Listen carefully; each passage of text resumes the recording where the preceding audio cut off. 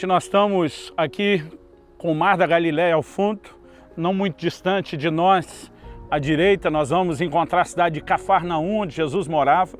Esse local é muito próximo do chamado local Monte das Bem-aventuranças, e essa é uma das localizações onde se acredita que Jesus possa ter feito o seu Sermão do Monte.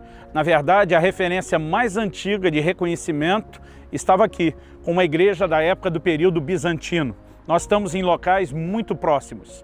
Agora, independente de acertar com precisão o local, é lembrar que o cenário era esse, o ambiente era esse, e aqui, mais importante do que o local, eu tenho enfatizado e repito, é a mensagem que recebemos do Senhor.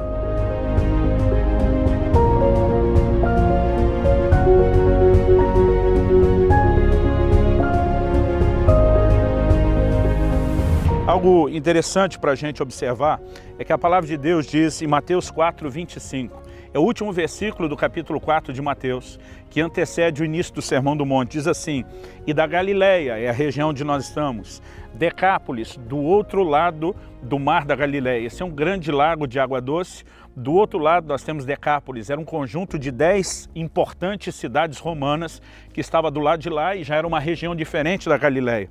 A Bíblia diz da Galileia, Decápolis, Jerusalém, a Bíblia diz Judéia, era ainda uma outra região para baixo de Jerusalém, e da além do Jordão, o território que hoje é a Jordânia, a Bíblia diz numerosas multidões o seguiam. As cidades não eram assim tão grandes ou tão habitadas com a população que nós temos hoje, mas era desses vários lugares que convergiam literalmente milhares de pessoas.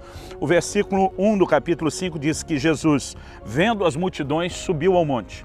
Uma pergunta é, por que Jesus precisou subir ao monte?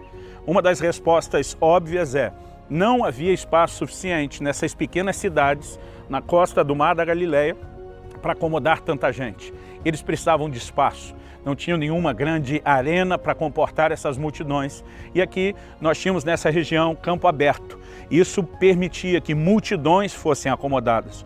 Um outro fator interessante é que normalmente nessa colina e na encosta para o mar, havia um outro elemento que também ajudava bastante, que era a questão acústica. Imagine que Jesus multiplicou pães para 5.000 homens, fora mulheres e crianças. Eram multidões. Como falar para uma multidão como essa, sem o sistema de microfone, de amplificador de voz que nós temos hoje? Então eles precisavam explorar também essa questão e esse elemento acústico. E é nesse cenário. Normalmente pensamos em Israel só com o cenário do deserto. Mas aqui, nessa região da Galileia, à volta, né, do mar, que é um grande lago de água doce, nós temos muitas árvores, muita vegetação, muito verde por aqui. E foi nesse local que o Senhor Jesus ensinou as multidões.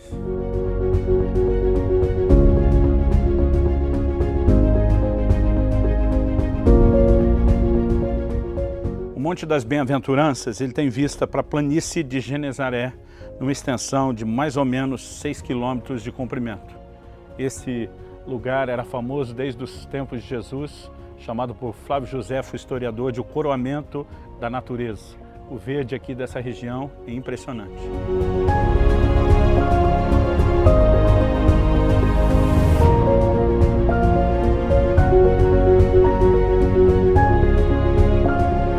Uma das características desse lugar, onde Jesus teria dado o Sermão do Monte, é que ele era desabitado. Alguns acreditam que isso se dava pela dificuldade de cultivar o terreno, onde existia um estrato rochoso e pouca profundidade, apesar de ter essa disponibilidade de irrigação muito próximo. Por outro lado, outros acreditam que graças aos mananciais de água, além do lago próximo, a erva cobria o chão e que havia a sombra de muitas palmeiras. Isso, além do fato de ter espaço para muita gente, da acústica, pode ter sido um dos fatores que levou Jesus a escolher esse local para dar o Sermão do Monte, além de ser muito próximo da sua base, onde ele estava instalado.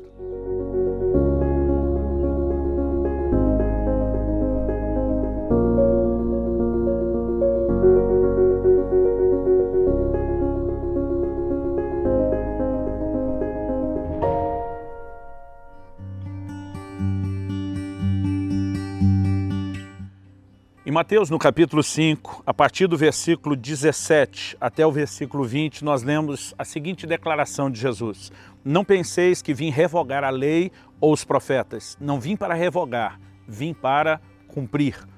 Porque em verdade vos digo, até que o céu e a terra passem, nem um i ou um tio jamais passará da lei até que tudo se cumpra. Aquele, pois, que violar um desses mandamentos, posto que dos menores, e assim ensinar aos homens, será considerado mínimo no reino dos céus. Aquele, porém, que os observar e ensinar, será considerado grande no reino dos céus. Porque vos digo que, se a vossa justiça não exceder em muito a dos escribas e fariseus, jamais entrareis no reino dos céus. Nós temos aqui uma declaração extraordinária do Senhor Jesus a respeito do cumprimento da lei, que é o assunto que eu quero abordar. Jesus claramente diz: eu não vim revogar a lei e os profetas, eu vim para cumprir. Precisamos entender o que é esse cumprimento, até porque ele também diz: porque em verdade vos digo, até que o céu e a terra passem, nenhum i ou um tio jamais passará da lei até que tudo se cumpra. Ele fala de coisas que se cumprirão. Ele não fala apenas do que ele pessoalmente vai cumprir, como se o cumprimento da lei fosse apenas obedecer a mandamentos. Ele fala de se cumprir no aspecto daquilo que é profético, daquilo que é simbólico.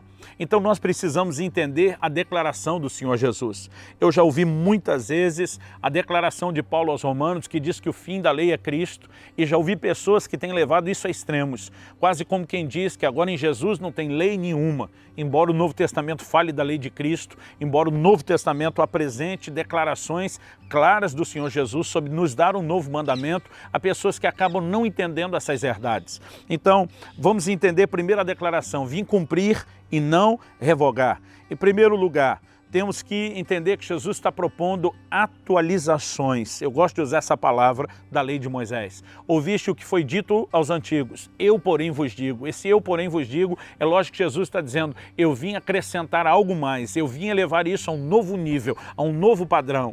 Ele não está dizendo que não haveria mais mandamentos, ele está inclusive trazendo um novo mandamento. Quando Jesus diz, eu não vim revogar, ele está dizendo o seguinte: eu não vim simplesmente cancelar isso tudo. Eu vim dar um novo sentido, eu vim levar a um nível ainda mais profundo. E quando Jesus fala de cumprir, nós também precisamos ter a perspectiva clara do que ele está trazendo. É óbvio que ele veio trazer um tempo novo. Em João, no capítulo 1, no versículo 17, a Bíblia diz que a lei foi dada por intermédio de Moisés. A graça e a verdade vieram por meio de Jesus. Muitas vezes a gente só fala que Jesus veio substituir a lei de Moisés pela manifestação da sua graça. A Bíblia diz que Jesus trouxe a graça e a verdade. A verdade é a palavra de Deus. Jesus diz em João 17, a tua palavra é a verdade. O Senhor Jesus veio trazer uma expressão mais clara, mais profunda da palavra de Deus. Ele não veio simplesmente dizer, gente, não tem mais nada a ser obedecido, não tem mais nada a ser cumprido. Ele está dizendo diferente apenas do que aquilo que se fazia na velha aliança, há algo mais. Aliás, o Senhor Jesus diz, se a vossa justiça não exceder a dos escribas, a dos fariseus. Pense em pessoas que tentavam de fato praticar nos mínimos detalhes o que a lei dizia. Eles se orgulhavam de dar o dízimo até da horta de casa. Eles procuravam obedecer a lei nos seus mínimos detalhes. Jesus está dizendo, a justiça de vocês tem que exceder a deles. Se ele estivesse apenas dizendo que os fariseus não tinham justiça nenhuma, até porque ninguém tem justiça própria, então bastava ele dizer, olha, eles não têm justiça nenhuma e vocês precisam ter. Mas Jesus diz, a justiça de vocês tem que exceder, tem que ir além da deles. Nós precisamos entender a declaração do Senhor Jesus. Ele não veio simplesmente dizer, olha, não há nenhum mandamento a ser praticado, não há nada com o qual você se preocupa. Em primeiro lugar, ele deixa claro que não veio revogar, mas cumprir. Cumprir significa o simbolismo profético, as figuras. Por exemplo, em João 3,14, Jesus diz, assim como Moisés levantou a serpente no deserto, importa que o Filho do Homem seja levantado. O que ele está dizendo? Que ao levantar aquela serpente de bronze, por instrução de Deus, Moisés, de uma forma simbólica, estava anunciando o Evangelho. E Hebreus, capítulo 10, verso 1, diz que a lei não tem a imagem exata das coisas. Ou seja, quando Deus mandou Moisés levantar aquela serpente de bronze, ele não estava preocupado só com aquilo, ele não queria refletir só aquilo. A Bíblia diz que a lei tinha a sombra dos bens vindouros. Imagine que você coloque a mão sobre uma mesa na sua casa, debaixo de uma lâmpada. Você vai ver projetado naquela mesa a silhueta exata da sua mão na sombra. Embora a sombra ela nos dê uma ideia do que está se interpondo entre a luz e a mesa. Quando você olha para a sombra, você vê a mesma disposição da mão, os dedos no mesmo lugar, mas você não pode ter percepção de textura da pele, você não tem o formato 3D, mas consegue ter uma noção do que é que está projetando aquilo. O Velho Testamento nos dava a revelação de quem olha abaixo da mão e só vê a sombra. O Novo Testamento elevou a nossa perspectiva e hoje nós vemos a mão que projetava a sombra. E a gente consegue entender a sombra projetada através da visão e compreensão que temos da mão. No Velho Testamento havia muitas figuras que apontavam para Cristo. Em João, no capítulo 5, no versículo 39, ele diz: examinais as Escrituras e são elas que testificam a respeito de mim. Todas as escrituras do Velho Testamento convergem no Senhor Jesus na forma de figuras. Agora, também precisamos entender que quando a Bíblia diz o fim da lei é Cristo, ela não está dizendo, e é por isso que Jesus diz, eu não vim revogar, não está dizendo acabou, não existe mais lei. Está dizendo que todos esses tipos, essas figuras que projetavam uma mensagem, têm o seu antítipo, o seu cumprimento na pessoa do Senhor Jesus. Aqueles que dizem que não há nenhum tipo de lei agora na nova aliança estão profundamente equivocados. Nós precisamos entender que os anúncios simbólicos e proféticos da lei vão se cumprir plenamente. Alguns já se cumpriram naquilo que Jesus veio fazer na primeira vinda, outros se cumprirão por ocasião da sua segunda vinda. Mas ele diz, até que céus e terra passem, nada da minha palavra vai passar. Tudo terá o seu pleno cumprimento. Jesus está dizendo, eu vim aqui para cumprir. Ele não está falando apenas da sua obediência à lei. É óbvio que ele não iria desrespeitar a lei. Ele está falando de cumprir no sentido profético. Mas nós precisamos entender que também ainda há mandamentos.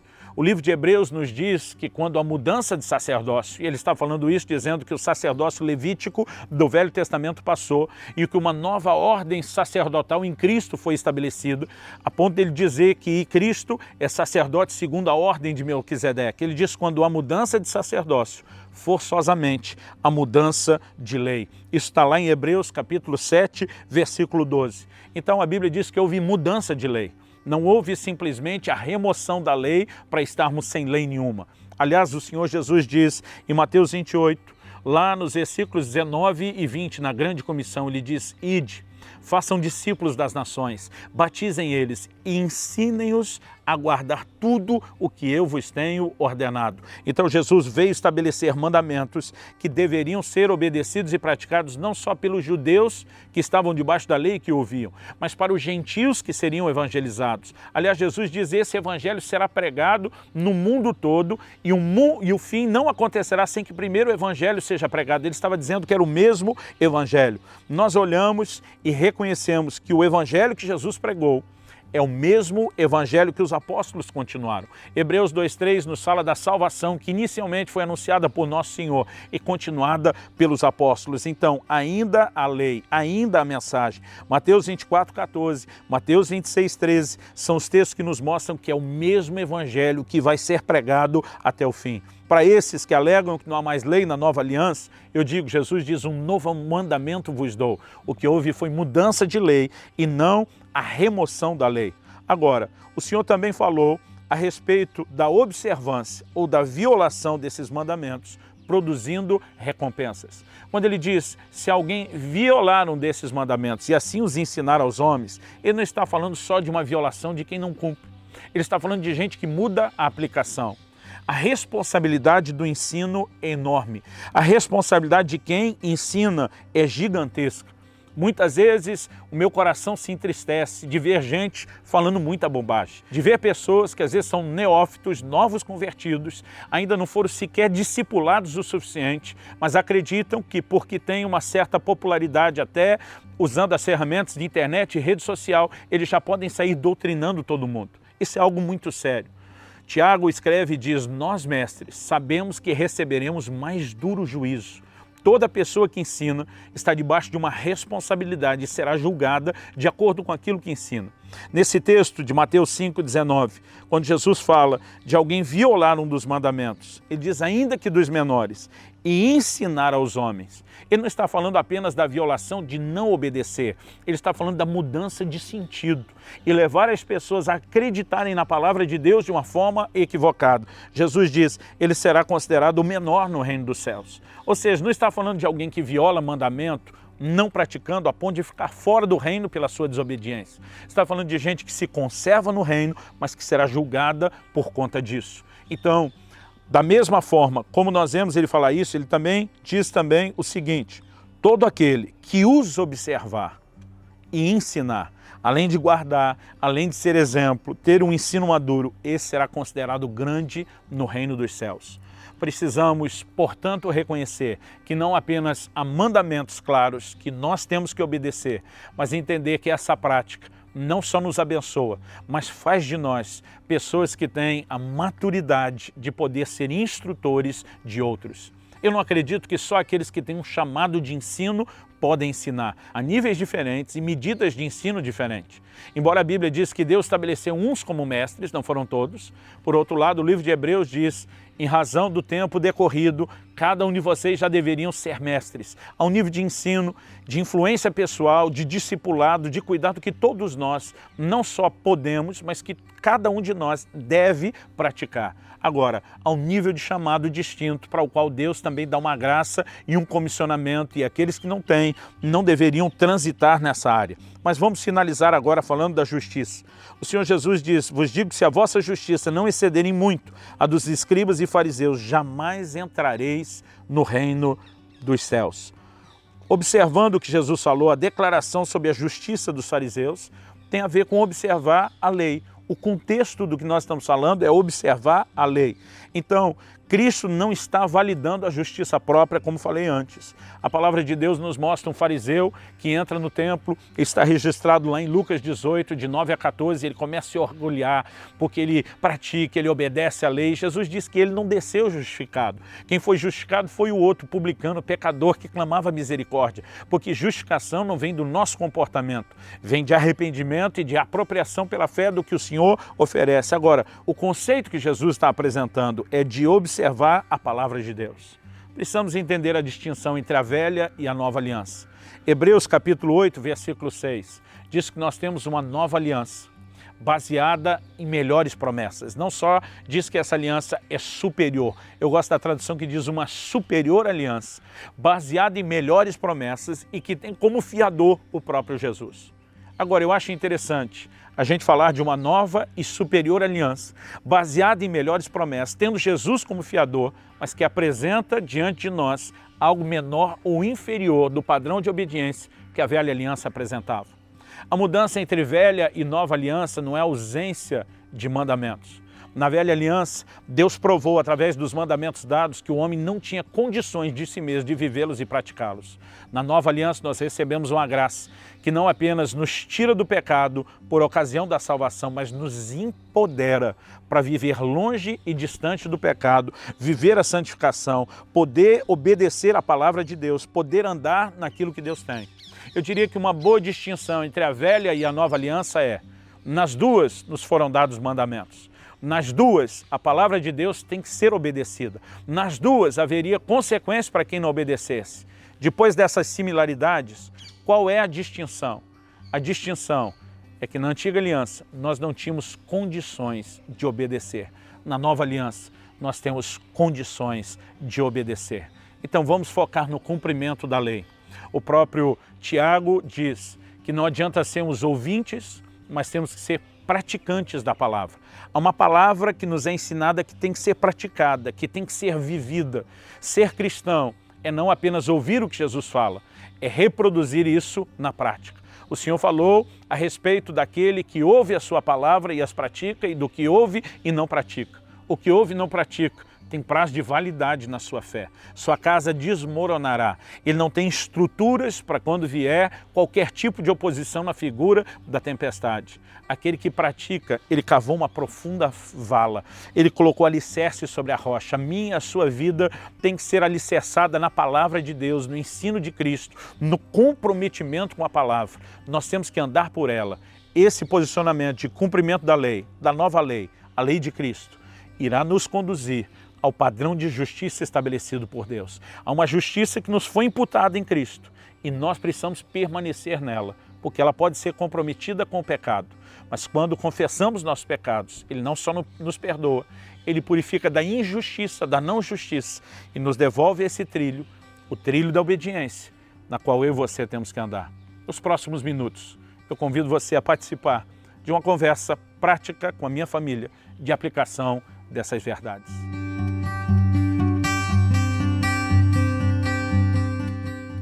Nós falamos a respeito de obediência e algo que acredito que cabe muito bem quando falamos dessa aplicação é comparar a obediência com as obras. Em Efésios 2, 8 e 9, a Bíblia diz: pela graça sois salvos mediante a fé. Isso não vem das obras para que ninguém se glorie. Mas quando chega o versículo seguinte, versículo 10 de Efésios 2, a Bíblia diz que nós fomos salvos para as boas obras. Então é justo dizer que, embora a gente não seja salvo pelas obras, nós fomos salvos para as obras. E acredito que com a obediência nós podemos dizer exatamente a mesma coisa. Nós não somos salvos pela nossa obediência, porque não é mérito próprio, é a graça de Deus, através de uma atitude de arrependimento, que é reconhecer minha limitação, uma atitude de fé, de me apropriar do que Jesus fez. Então não posso dizer que a minha obediência me salva, mas assim como as obras, embora eu não sou salvo pela obediência, eu fui salvo para a obediência. E um texto que acho que define isso muito bem é Romanos capítulo 16, versos 25 e 26, que diz assim: ora, aquele que é poderoso para vos confirmar segundo o meu evangelho e a pregação de Jesus Cristo, conforme a revelação do mistério guardado em silêncio nos tempos eternos, e que agora se tornou manifesto e foi dado a conhecer por meio das escrituras proféticas, segundo o mandamento do Deus eterno, para a obediência por fé entre todas as nações. A mesma fé que me leva a me apropriar do que Jesus fez é a fé que me leva a obedecer. Não tem como eu me apropriar de um perdão que Jesus oferece para o pecado. E a definição bíblica de pecado é a quebra da lei, para que agora eu, podendo ter uma nova condição diante de Deus, não obedeça a mesma lei, justamente repetir a quebra do mandamento que Deus deu, que é a condição de pecado que levou Jesus a vir. Então, são coisas que não fazem o menor sentido. Agora, alguns tentando exaltar a importância da fé e não da justiça própria, o que é algo bíblico, tentam suprimir a obediência. Não há como ser um discípulo de Jesus sem obediência. Agora, quando falamos da obediência, eu acredito que a gente precisa enxergá-la na perspectiva correta. E a primeira delas, eu acredito que é lembrar o que Jesus falou lá em João 14, 21. Aquele que tem os meus mandamentos e os guarda, esse é o que me ama. Realmente, é impossível a gente seguir Jesus e não amá-lo através da nossa obediência, como o versículo que você acabou de citar. Nós sabemos também que o maior mandamento é que nós amemos ao Senhor com todo o nosso coração, com a nossa alma, nossa força e entendimento. Então, obedecê-lo realmente é a expressão do nosso amor por Ele. E se nós não obedecemos Ele, já quer dizer que a gente também não tem amado como deveria. Quando você era criança, você repetia muito um pedaço de uma música. Da Ana Paula Valadão. Obedecer é mais que importante, é prova de amor. Eu acredito que, além de entender que a nossa atitude de amor nos leva a obedecer, porque em certa ocasião eu vi alguém falando: não, a gente tem que obedecer por amor, não por medo. Eu falei: exato, a motivação deveria ser amor. Agora, se você não ama o Senhor a ponto de obedecer, eu disse para essa pessoa: é melhor ter medo, porque a quebra dos mandamentos inevitavelmente vai trazer consequência. Então, uma coisa não muda a outra. A minha motivação deveria ser o amor e não o medo. Agora, se eu não amar a ponto de obedecer, é melhor ter medo sabendo que haverá consequências. Mas, obviamente, Deus não quer que a gente caminhe em obediência só debaixo dessa tensão do medo. Em 1 João 5,4, a Bíblia diz que os mandamentos de Deus não são penosos. A palavra traduzida ali, penosa, é pesados, não são difíceis de carregar. Eu me lembro quando criança, meu pai dava algumas instruções e por amá-lo, por querer vê-lo feliz, eu fazia aquilo assim de todo o meu coração, fazia o meu melhor para poder trazer aquela alegria para o coração dele. Mas também me lembro de alguns momentos quando às vezes parecia que a gente estava meio com medo, que ele estava meio bravo e ter que obedecer também, não porque a gente queria muito, mas que a gente sabia que ia ter consequências se não fizesse. Mas eu gosto de pensar que o meu amor a Deus, o conhecer o coração do Pai, o deixar o coração do Pai alegre, me faz fazer aquilo com um sentimento de leveza, com algo que, o esforçar-me para agradar, é algo que me faz bem também, me traz prazer por amar tanto o Pai, né? Eu gosto de pensar assim. Uma vez me perguntaram, Deus é bom ou é severo? Eu respondi baseado em Romanos 11, 22, que fala da bondade de Deus, da severidade de Deus. Eu falei, primeiro, ele é os dois. Né? A minha segunda resposta foi, depende. A Bíblia diz, para com os que creram, bondade. Para com os que caíram, severidade. Né? As pessoas tentam pintar ou um Deus que é só severo, ou um Deus que é só bondoso. Na verdade, a bondade ou a severidade nós vamos conhecer dependendo da nossa atitude, do nosso comportamento. Andar na obediência vai nos fazer conhecer a bondade de Deus. Andar em desobediência vai nos fazer descobrir a severidade de Deus. Mas o ponto final, e para a gente arrematar, eu gostaria que você falasse algo, Israel. Eu acho que tem a ver com a recompensa. Jesus está falando sobre ser considerado menor ou ser considerado grande no reino dos céus. O foco é sempre algo que não é meramente terreno, mas a eternidade.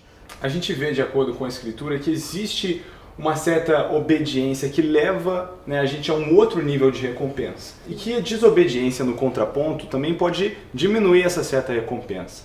Então, muita gente pensa que ser ambicioso é errado, mas não é. É onde a gente coloca a nossa ambição que às vezes é o problema. Então, o próprio Senhor Jesus, ele nos ensina isso para nos encorajar a buscar ter essas recompensas que são eternas. Então, acho que algo, eu lembro eu quando criança agora, muitas vezes não era nem o medo, nem só o amor, mas eu sabia que ia ter um prêmiozinho de eu obedecer. E aquilo servia de encorajamento junto com o amor e também o temor. Então, eu acho que com o coração certo, isso pode sim servir para encorajar a gente. Muito bom. Que cada um de nós possa viver para obedecer, para cumprir a palavra de Deus e honrá-lo através da nossa obediência. Nossa obediência não nos fará merecedores, mas a nossa gratidão pelo favor imerecido deve se manifestar através da obediência. Amém. Amém.